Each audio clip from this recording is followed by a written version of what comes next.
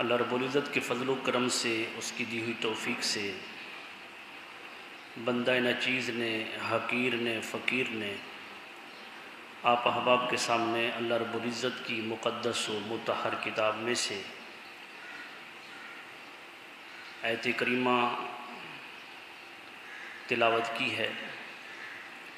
دعا گو ہوں کہ اللہ تبارک و تعالی مجھ بندہ ناچیز کو حق اور سچ کہنے کی توفیق عطا فرمائے اور ہمیں عمل کی توفیق عطا فرمائے۔ یہ ماہ مقدس جس کا نام نامی اسم گرامی رجب المرجب ہے، یہ اسلامی سال کے حوالے سے یہ 7واں مہینہ ہے، اور اس کے بعد شعبان اور اس کے بعد رمضان ہے۔ اس ماہ مقدس کی قرآن و حدیث میں فضیلت آئی ہے۔ حضور علیہ الصلوۃ نے اس ماہ مقدس کو شہر اللہ سے تعبیر کیا ہے کہ یہ اللہ کا مہینہ ہے۔ فرمایا کہ الرجب شہر اللہ والشعبان شہری والرمضان شہر امتی۔ فرمایا کہ رجب اللہ کا مہینہ ہے اور شعبان میرا مہینہ ہے اور رمضان میری امت کا مہینہ ہے۔ یہ بات یاد رہے کہ سارے مہینوں اور دنوں کا خالق اللہ ہی ہے۔ اللہ تبارک و تعالیٰ کے سب مہینے ہیں، سب دن ہیں، اللہ نے ہی تخلیق فرمائے ہیں، اور مہینہ ہونے کے ناطے سے سارے مہینے معتبر ہیں، لیکن کچھ مہینوں کو، ان کی اہمیت کو کچھ حکمت کے تحت اجاگر کیا گیا ہے۔ حکمت کیا ہے کہ حضور علیہ السلام کی جو امت ہے، آقا علیہ السلام نے اپنی امت کے اندر ان مہینوں کو اجاگر کر کے اللہ تبارک و تعالیٰ کی طرف رغبت، اللہ تبارک و تعالیٰ کی طرف رجوع، اللہ تبارک و تعالیٰ کی بارگاہ میں مشاہدہ اور مجاہدہ، اس کی ترغیب دی ہے۔ اس وجہ سے رب کائنات کے پیارے حبیب صلی اللہ علیہ وآلہ وسلم نے ان مہینوں کو، اس مہینے کو اللہ کی طرف نسبت کی کہ یہ اللہ کا مہینہ ہے۔ اور حضور علیہ السلام کی ایک دعا بھی ہے، اللہم بارک لنا فی رجب و شعبان، اے اللہ ہمارے لیے رجب اور شعبان میں برکت عطا فرما، وبلغنا فی رمضان، اور ہم کو رمضان میں پہنچا۔ تو حضور علیہ السلام کے اس فرمان سے یوں پتہ چل رہا ہے کہ مقصد رمضان تک پہنچنا ہے، اور یہ شعبان اور یہ رجب یہ رمضان کی تیاری ہے۔ اس وجہ سے حضور صلی اللہ علیہ وآلہ وسلم کا فرمان ہے کہ شعبان کو، یہ جو رجب ہے، رجب کو تمام مہینوں پر اس طرح فضیلت ہے جس طرح قرآن مجید فرقان حمید کو دیگر سماوی کتب پر فضیلت ہے۔ تورات، انجیل، زبور اور دیگر صحائف، جس طرح ان کو، ان کتابوں پر قرآن مجید فرقان حمید کو فضیلت ہے، اسی طرح اس رجب المرجب کو دیگر مہینوں پر فضیلت ہے۔ اور پھر حضور علیہ السلام نے شعبان کا تذکرہ فرمایا کہ شعبان المعظم کو دیگر مہینوں پر اس طرح فضیلت حاصل ہے جس طرح مجھے تمام انبیاء کرام پر فضیلت حاصل ہے۔ اب فرمایا کہ رمضان المبارک کو تمام مہینوں پر یہ فضیلت حاصل ہے جس طرح اللہ رب العزت کو تمام مخلوق پر فضیلت ہے۔ کیا فضیلت ہے؟ وہ تو سب کا خالق ہے، سب کا مالک ہے۔ تو اگر اس جہت میں دیکھیں تو رب کائنات کے پیارے حبیب صلی اللہ علیہ وآلہ وسلم نے رمضان المبارک کو تمام مہینوں سے اجاگر کر دیا، تمام مہینوں سے، کیونکہ رب آخری بات جو ہے وہ اللہ تبارک و تعالیٰ کی ہے کہ اس کی جس طرح فضیلت، وہ فضیلت کے اور لفظ نہیں ہے ہمارے پاس نا، ورنہ فضیلت مخلوق اور اللہ کا تعلق آپس میں یہ تو ہو ہی نہیں سکتا، وہ خالق ہے، وہ مالک ہے۔ تو رمضان المبارک کو دیگر مہینوں کے اوپر یہ فضیلت حاصل ہے۔ اس وجہ سے اس ماہ مقدس یعنی رجب المرجب، اس کی شان، ایک کتاب کا نام ہے نزہۃ المجالس، روایت کے حوالے سے جیسا بھی ہے لیکن فضیلت میں آئی ہے تو فضیلت کے حوالے سے اس روایت کو بیان کر رہا ہوں کہ ایک شخص جو ہے وہ کسی عورت پر فریفتہ تھا اور بالآخر اس نے اپنے اس کام پر قابو پا لیا، یعنی وہ عورت رضامند ہو گئی، لیکن اس دن اس نے دیکھا کہ لوگ چاند دیکھ رہے ہیں، تو چونکہ وہ مسلمان نہیں تھا اس نے اس عورت سے پوچھا کہ یہ کیا کر رہے ہیں لوگ، چاند کیوں دیکھ رہے ہیں؟ انہوں نے کہا یہ رجب کا چاند ہے اور یہ مسلمان ہیں، مسلمان رجب کے چاند کی تعظیم کرتے ہیں، یعنی دیکھ کر پھر اس کی عبادت ریاضت کرتے ہیں۔ تو اس نے کہا اچھا، تو پھر تو ہمیں یہ گناہ نہیں کرنا چاہیے۔ وہ اپنے گناہ سے علیحدہ ہو گیا۔ رب کائنات نے اپنے نبی پر یعنی عیسیٰ علیہ السلام پر وحی نازل فرمائی اور فرمایا کہ فلاں بندے کے پاس جا اور اس کو جا کر میرا پیغام دے کہ اللہ تو اس سے راضی ہو گیا ہے۔ اللہ کا نبی امتی کے پاس گیا تو جا کر پیغام دیا، تو وہ غیر مسلم جو تھا اس نے یہ سنا، اس نے کہا میں ابھی غیر مسلم ہوں، اللہ کو نہیں مانتا ہوں، اور ایک مہینے جیسے مسلمان اس مہینے کی تعظیم تقریم کے لیے دیکھ رہے تھے، میں نے اس مہینے کی تعظیم کی خاطر گناہ کو ترک کر دیا، تو اللہ تبارک و تعالیٰ نے مجھے پیغام بھیجا، اور اگر میں اس کا فرما بردار بن جاؤں اور مسلمان ہو جاؤں تو پھر میری کیا قدر و منزلت ہوگی۔ لہذا اس نے اسی وقت عیسیٰ علیہ السلام کے ہاتھ پر اسلام قبول کر لیا۔ اسی طرح سے روایات میں آتا ہے، یہ حکایت بھی نزہۃ المجالس میں ہے۔ میں نے عرض کر دیا کہ روایت کے حوالے سے کوئی اس کو ضعیف کہے یا جو کہے، لیکن فضیلت میں آئی ہے تو اس وجہ سے بیان کر رہا ہوں کہ ایک شخص جو ہے، بلکہ عیسیٰ علیہ السلام کے متعلق فرمایا گیا کہ وہ ایک پہاڑ سے گزرے تو پہاڑ بھکا نور تھا، اس سے نور پھوٹ رہا تھا۔ اللہ رب العزت کی بارگاہ میں عرض کی باری تعالیٰ اس پہاڑ کو اذن دے کہ یہ پہاڑ میرے ساتھ گفتگو کرے۔ بس یہ دعا کی اللہ کے نبی نے، تو پہاڑ نے گفتگو کی حضرت عیسیٰ علیہ السلام سے۔ تو پہاڑ نے کہا کہ اے اللہ کے نبی کیا بات ہے، کیا مجھ سے کیوں گفتگو کرنا چاہتے ہیں؟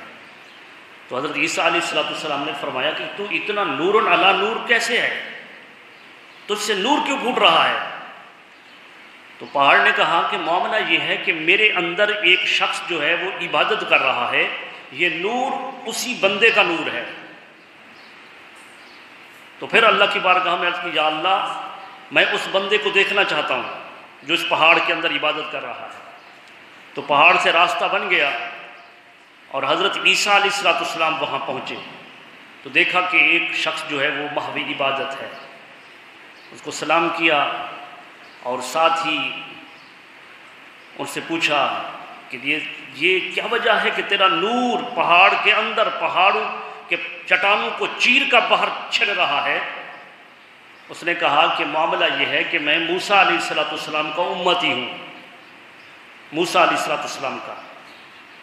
میں 600 سال سے اس پہاڑ کے اندر عبادت کر رہا ہوں۔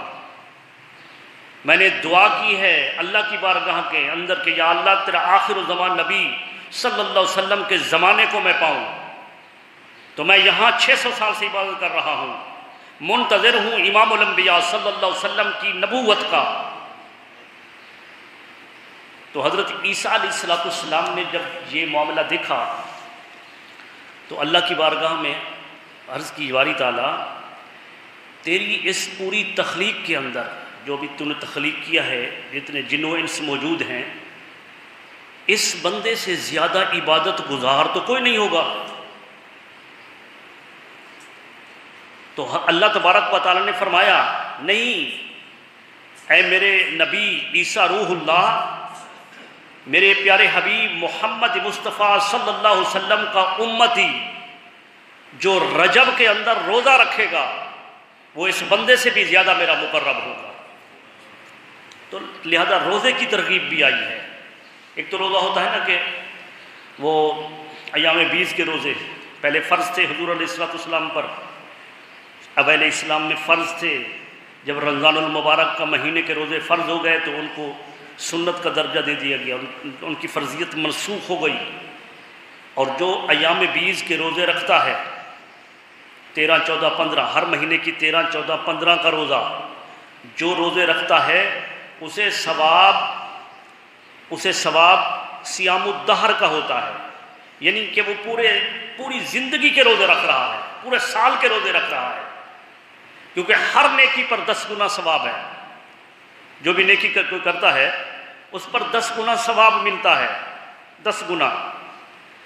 تو جب ایک روزہ رکھا تو ثواب 10 روزوں کا ملا، دوسرا رکھا تو 10 کا ملا 20، تیسرا رکھا تو 30، 3 روزے رکھے، سب نامہ اعمال میں 30 روزوں کا ثواب لکھا گیا۔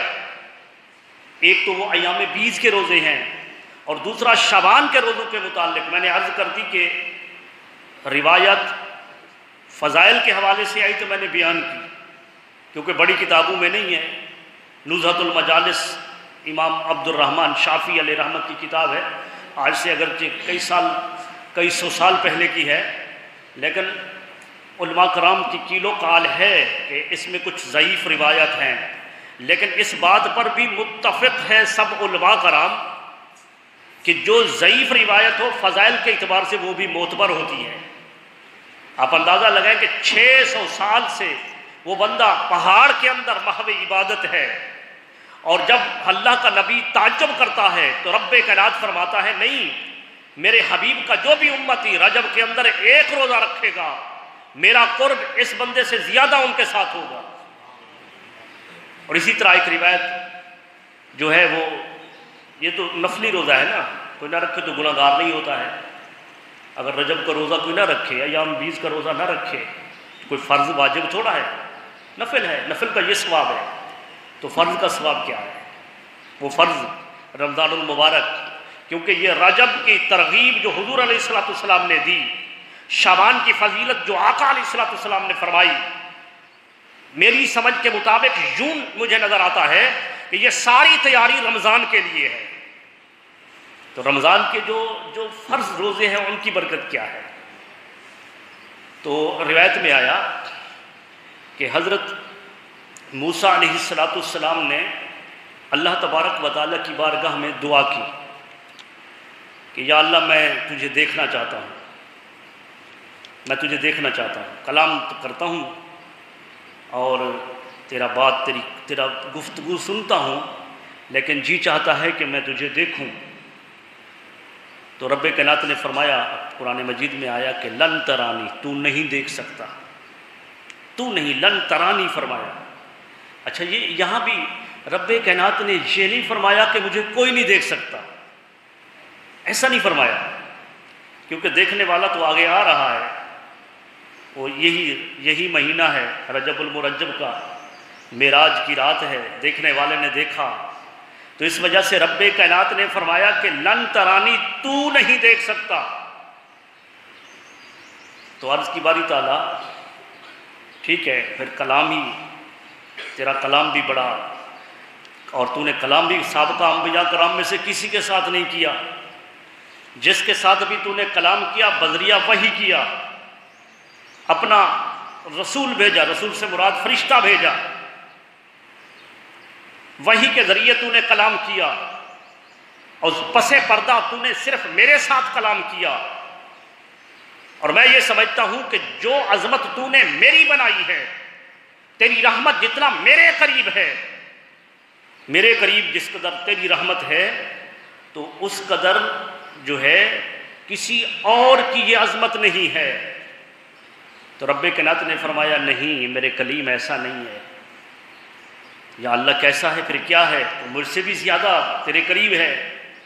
تو حضور علیہ الصلوۃ والسلام کی امت کا یہ فضل دیکھو، امت کی فضیلت دیکھو کہ اللہ تبارک و تعالی نے فرمایا کہ وہ میرا آخر الزمان نبی حضرت محمد مصطفیٰ صلی اللہ علیہ وسلم، ان کی امت پر جو میں روزہ فرض کروں گا، جب اس فرض کی ادائیگی کے بعد میرے حبیب کا امتی روزے کے افطار کے لیے بیٹھے گا، ادھر اس کے سامنے کھانا موجود ہوگا اور ادھر وقت افطار ہوگا، اے میرے کلیم آج میں تجھ سے کلام کر رہا ہوں، تیرے اور میرے درمیان 70,000 پردہ حائل ہے، لیکن میرے حبیب کا امتی وقت افطار جب میری بارگاہ میں حاضر ہوگا، میرے اور میرے حبیب کے امتی کے درمیان ایک پردہ بھی حائل نہیں ہوگا، سب پردے اٹھا دوں گا، ایک پردہ بھی حائل نہیں ہوگا۔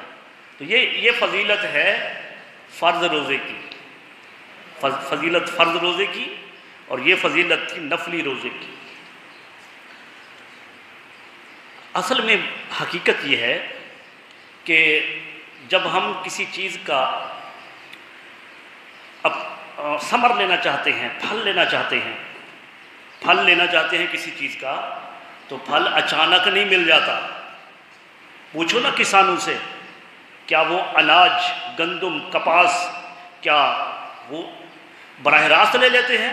ایسا نہیں ہوتا ہے، وہ پہلے کچھ کرتے ہیں، پہلے یہ کرتے ہیں کہ وہ زمین کو زرخیز کرتے ہیں، زمین میں ہل چلاتے ہیں، پھر اس کے اندر بیج ڈالتے ہیں، بیج ڈالنے کے بعد بھی پھل نہیں مل جاتا، وہ جب وہ بیج سے پودے رونما ہوتے ہیں تو ان کو گوڈی کرتے ہیں، جڑی بوٹیوں کا خاتمہ کرتے ہیں، سپرے کرتے ہیں، کھاد ڈالتے ہیں، پانی ڈالتے ہیں، اور جب پانی لگاتے ہیں تو پھر اس کے بعد پھر وہ فصل لہلہاتی ہوئی تیار ہوتی ہے، اور پھر کئی مراحل کے بعد اس کا ثمر ملتا ہے، اس کا ثمر ملتا ہے۔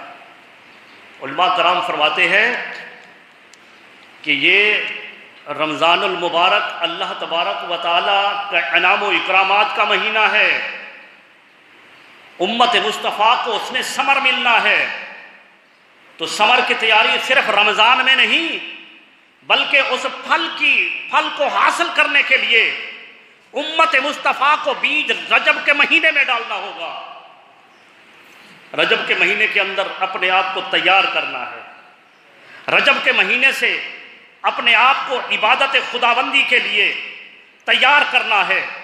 وہ کیسے تیار کرنا ہے؟ اگر پہلے نماز نہیں پڑھتے تو پکا اب نمازی بننے کی نیت کرنی ہے، اور ارادہ، پختہ ارادہ کرنا ہے۔ پہلے کوئی گناہ ہے تو ان کو چھوڑنا ہے، اللہ تبارک و تعالیٰ کی بارگاہ میں رجوع کرنا ہے، مشاہدہ کرنا ہے، مجاہدہ کرنا ہے۔ تو یہاں سے اس مہینے سے ابتدا ہو رہی ہے۔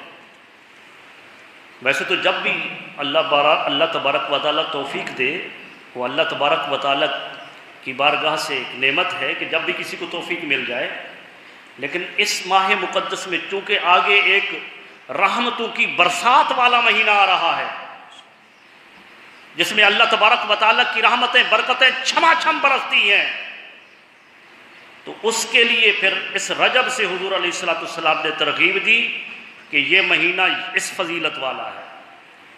یہی وجہ تھی کہ حضور علیہ السلام نے اس ماہ مقدس کے اندر شعبان کے تو اکثر روزے آپ صلی اللہ علیہ وسلم ادا فرماتے تھے۔ شعبان میں حضرت عمہ عائشہ صدیقہ فرماتی ہے کہ حضور صلی اللہ علیہ وسلم رمضان کے روزے فرض اور رمضان کے بعد جو دوسرا درجہ ہے وہ شعبان المعظم، آقا علیہ السلام اکثر روزہ میں رہتے تھے، وہ تیاری ہوتی تھی رمضان کی۔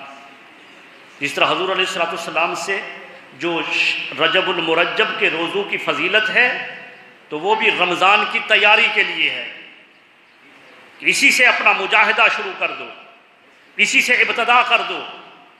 ہر وہ شخص کہ جو اللہ تبارک و تعالیٰ سے دوری کی زندگی گزار رہا ہے، ہر بندہ سمجھتا ہے، سوچتا ہے کہ میرے اندر کیا برائی ہے، کیا اچھائی ہے۔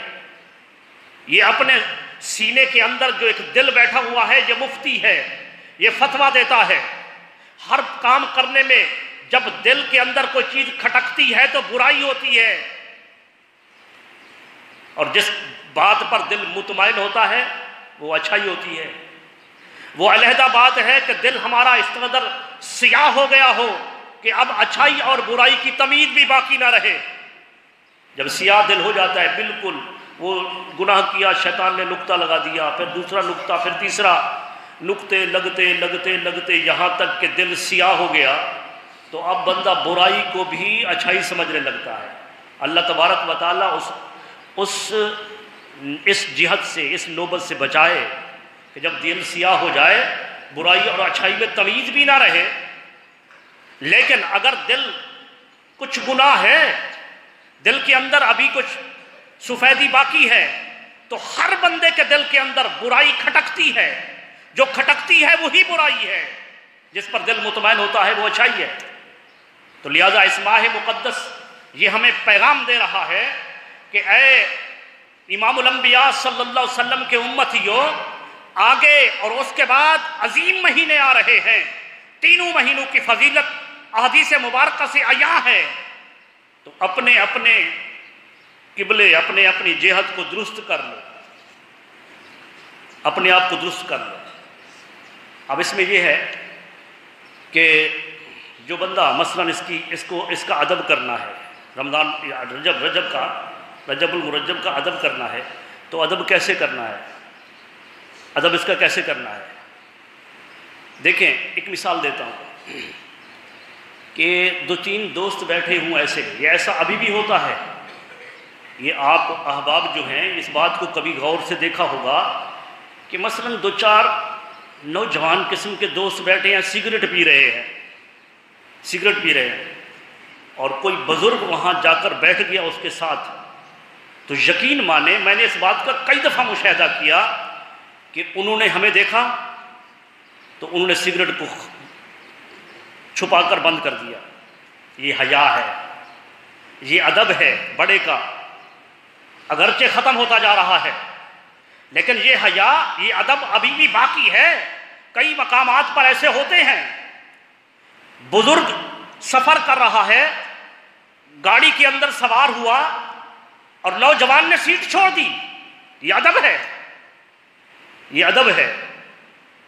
تو اسی طرح اس ماہ مقدس کا ادب یہ ہے کہ یہ ماہ مقدس رجب المرجب، جس کے بعد شعبان المعظم آ رہا ہے، اس کے بعد رمضان المبارک آ رہا ہے، تو رب کائنات کے پیارے حبیب نے اس رجب المرجب کو فرمایا کہ الرجب شہر اللہ، یہ رجب کا مہینہ اللہ کا مہینہ ہے، والشعبان شہری، شعبان میرا مہینہ ہے، والرمضان شہر امتی، اور رمضان کا مہینہ میری امت کا مہینہ ہے۔ تو اس مہینہ کو اللہ تبارک و تعالیٰ کے ساتھ نسبت دے کر کہ یہ اللہ کا مہینہ ہے، اس کی عظمت کو اجاگر کر دیا۔ اب یہ بزرگ مہینہ آ گیا ہے، رجب کا اگر لغوی معنی پڑھیں تو رجب کا معنی ہوتا ہے تعظیم و تکریم، تو اس کا معنی ہی بتا رہا ہے کہ یہ تعظیم و تکریم والا مہینہ ہے۔ جب یہ آ گیا ہے تو اس کا ادب کیا ہے، کیسے ادب کرنا اس کا؟ بس اسی طرح جس طرح ایک بزرگ کو دیکھ کر ہم اس مکروہ چیز کو چھوڑ دیتے ہیں، سگریٹ حرام نہیں تھی، مکروہ تھی نا، مکروہ چیز کو چھوڑ دیا، بڑی بڑی گناہ تو اپنی جگہ پر، مکروہ چیز کو چھوڑ دیا۔ جب ایک بزرگ کو دیکھ کر مکروہ چیز چھوڑ دیتے ہیں، بالکل اسی طرح جب یہ مہینہ آ گیا ہے ہم اپنے اندر جھانکیں، گریبان کھول کر دیکھیں کہ ہمارے اندر کون سی برائی ہے، اور جو برائی نظر آئی اس کو چھوڑنا ہے۔ ہم مثلا نماز پہلے نہیں پڑھتے تو اب نماز کا مصمم پکا ارادہ کرنا ہے کہ ہم پنجگانہ نماز پڑھیں گے، اور مرد جو ہم ہیں ہم جماعت کے ساتھ نماز پڑھیں گے، گھروں کے اندر نماز کا صلاۃ کا نظام نافذ کریں گے۔ ہر فرد اپنے گھر کا سربراہ ہے، اپنے گھر کے اندر اسی نے حکمرانی چلانی ہے۔ کس طرح؟ مار پیٹ کر نہیں، آسان طریقے سے۔ جب گھر کے اندر خود نوافل پڑھیں گے، فرض نماز پڑھنے کے بعد گھر میں بقیہ نماز پڑھیں گے اور گھر کے اندر تلاوت کریں گے، تو چھوٹے چھوٹے بچے بھی آ کر بیٹھ جائیں گے، اور ان کو دین اسلام سے ساتھ رغبت کے حوالے سے ان کو بتانا ہے۔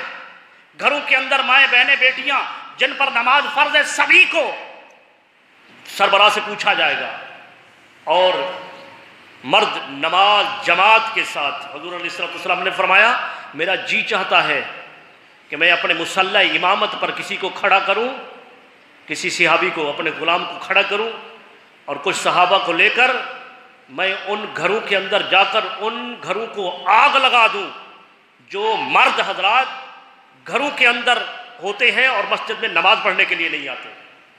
یہ صحیح حدیث پاک ہے۔ تو لہذا مرد کے لیے جماعت ہے، جماعت کے ساتھ نماز پڑھیں۔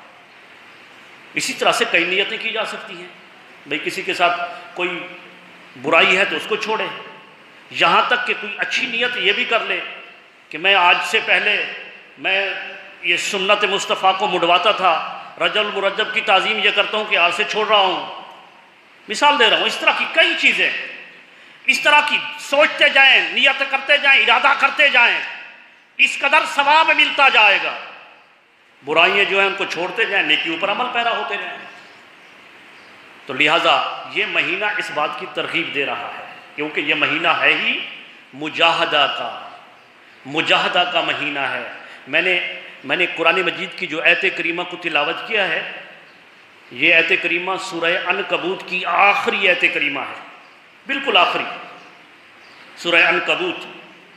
عنکبوت کا معنی ہوتا ہے مکڑی۔ مکڑی جو ہے اس کا جالا جو ہے ہوتا ہے نا، مکڑی کے گھر سے معمولی اور کمزور گھر کسی کا نہیں ہوتا۔ رب کائنات نے آخر کے اندر وہ لوگ جو بدھو کی عبادت کرتے ہیں، مشرک ہوتے ہیں، شرک کرتے ہیں، فرمایا کہ ان کی مثال دی کہ ان کی مثال مکڑی کے جالے کی طرح ہے۔ لیکن یہاں پر مکڑی کے حوالے سے آپ نے گزشتہ جمعہ پر اور اس سے ماقبل جمعہ پر تقریباً آپ نے یہ بھی سنا کہ یہ ہے تو مکڑی، لیکن جب اللہ تبارک و تعالیٰ اپنے مقرب بندوں کی مدد کرنا چاہتا ہے تو وہ مکڑی کے ذریعے بھی کرتا ہے۔ جیسے حضور علیہ السلام غار ثور کے اندر داخل ہوئے، اور داخل ہونے کے بعد یکدم اچانک جو ہے اس مکڑی نے پورے غار کے منہ پر جالا تن دیا۔ جب وہ کھوج لگاتے پاؤں کے نشان دیکھتے دیکھتے جس وقت وہ صبح پہنچے وہاں پر غار ثور پر، تو سیدنا صدیق اکبر نے عرض کی یا رسول اللہ، دشمن غار کے دہانے پر آ گیا ہے، اگر جھک کر دیکھے تو ہمیں دیکھ لے گا۔ اب اللہ تبارک و تعالی نے فرمایا اذ یقول لصاحبہ، اے حبیب صلی اللہ علیہ وسلم جب آپ اپنے صحابی کو فرما رہے تھے لا تحزن ان اللہ معنا، اے میرے صحابی غم نہ کر کہ دشمن غار کے دہانے پر آ گیا ہے، اگر دشمن غار کے دہانے پر آ گیا ہے تو کیا ہوا؟ ان اللہ معنا، اللہ ہمارے ساتھ ہے۔ اللہ تبارک و تعالیٰ کی معیت، اللہ ہمارے ساتھ ہے۔ لیکن دشمن تو چلا گیا تھا، کیا دیکھ کر چلا گیا تھا کہ یہ جالا اگر اندر گئے ہوتے تو جالا ٹوٹ گیا ہوتا، اگر اندر گئے ہوتے جالا ٹوٹ گیا ہوتا. یہ کبوتر کے انڈے پڑے ہیں، یہاں سے گزرے ہوتے تو ٹوٹ گئے ہوتے. تو رب کائنات جب چاہتا ہے اپنے دوستوں کی مدد کرتا ہے، شرط یہ ہے کہ اس کے ساتھ دوستی کو کوئی کرے. تو دوستی کا طریقہ بتا رہا ہوں. اللہ تبارک و تعالی نے کیا فرمایا، عظمت کیا بتائی. سورہ عنکبوت آخری آیت کریمہ فرمایا والذین جاہدوا فینا، والذین جاہدوا فینا، وہ لوگ جو ہمارے لیے مجاہدہ کرتے ہیں. عبادت اور ریاضت، ہر عبادت میں یہی بات ہے، اخلاص، خلوص. ریاکاری شامل ہو تو عبادت نہیں ہے، وہ منہ پر مار دی جاتی ہے. یہ نماز جو ہم ادا کرتے ہیں اگر سستی اور کاہلی کے ساتھ کریں، یکسوئی، اور اس کے اندر اللہ تبارک و تعالی کا اخلاص نہ ہو، تو حدیث پاک میں آیا یہ اس کو فرشتے لے کر جاتے ہیں. جب پہلے آسمان پر جاتی ہے نماز، تو نماز اس قابل نہیں کہ رب کائنات کی بارگاہ میں پہنچے.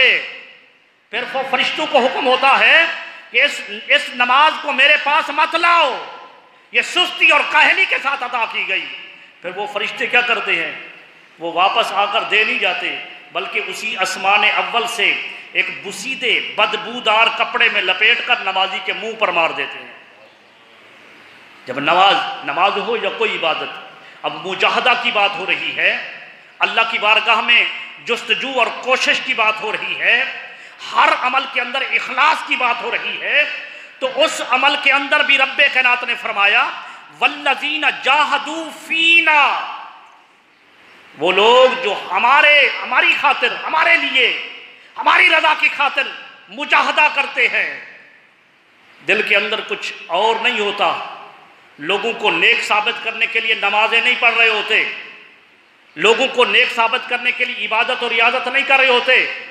اخلاص اس قدر قوی ہوتا ہے کہ عبادت ہوتی ہے تو صرف اللہ کے لیے ہوتی ہے، صرف اللہ کے لیے، کسی کو نیک ثابت کرنے کے لیے نہیں، کسی کے ڈر کی وجہ سے نہیں، کسی کے خوف کی وجہ سے نہیں.